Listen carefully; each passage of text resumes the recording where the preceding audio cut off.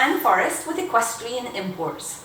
I'm going to show you the parts of a jump saddle today. A few days ago we did one for a dressage saddle, so now this is a jump saddle. The jump saddle has a slightly more forward cut on the flap opposed to a dressage saddle with a straight flap. This is a dual flap jump saddle as opposed to a single or a mono flap jump saddle. So here we have the pommel, the cantle, the skirt which covers the stirrup bar, the D-ring, the nail heads. This nail head is attached to the tree point on the saddle.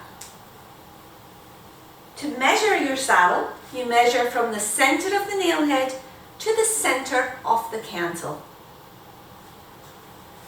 The flap, this is your flap, this is for the stirrup leather keeper. So you attach your stirrup leathers here and the end of the leather goes through this keeper. Ideally you want to have about 4 inches out through the other side of the keeper.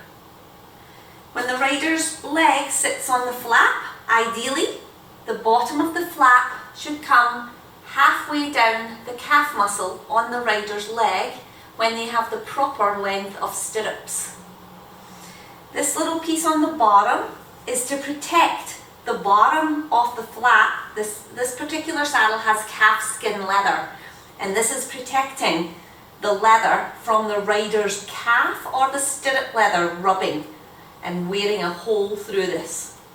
So the top flap lifts up, and this is then called the sweat flap.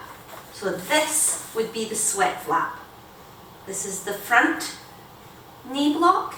This is a rear calf block. On this saddle you have 4 billets, so you can choose the correct billeting system for your horse. You will only use 2 of these billets. Often it is 1 and 3, or sometimes it can be 2 and 4. This is a guard for the buckle on your girth, so it protects the underside of the flap from the top of the buckle.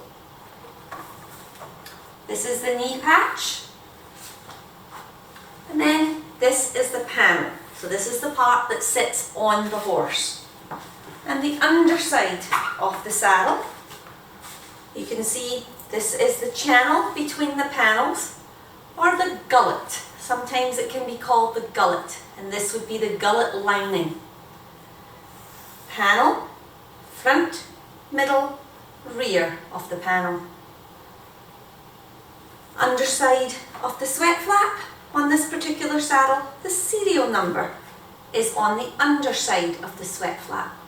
Sometimes the serial number can tell us some information about the saddle. It can often tell us the number of the saddle that was manufactured that year.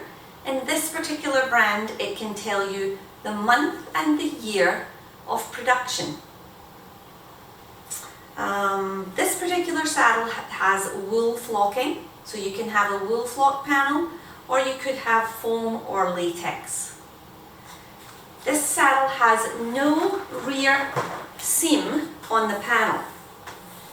It's all smooth, there is no seam on this panel or no gusset on the panel. And this is also an independent panel. You can stick your hand all the way through from the gullet side or from the sweat flap side. Some saddles are stitched, the sweat flap is stitched through here, but this particular saddle does not have that. This allows the panel to flow and follow the horse's back. Hopefully this will be helpful for you. Again, this is the points of a jumping saddle, and this is a dual flap jumping saddle. I'll switch to a mono flap and let you see the difference.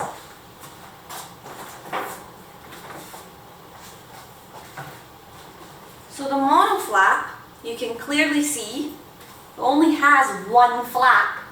There's not 2 flaps. And this one only has 2 billets that are attached to the tree and pulled straight down. Again, this has a front knee block and a rear calf block. But this time, both of these blocks are on the outer side of the top flap instead of on the underside of the top flap or on the top of the sweat flap with a dual flap. Everything else is the same.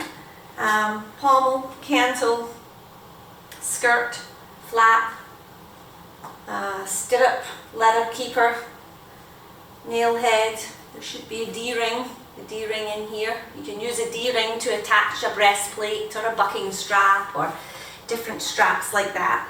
We do say if you have a bucking strap on your saddle, don't carry the saddle that way because you can put stress on these points or on the D-rings and they can come out. Again, the underside is the same.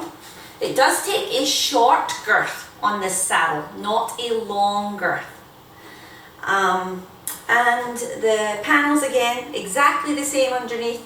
Sweat flap, serial number, front, middle and rear of the panel. This saddle again, this particular saddle does not have a gusseted panel or a seam in the panel.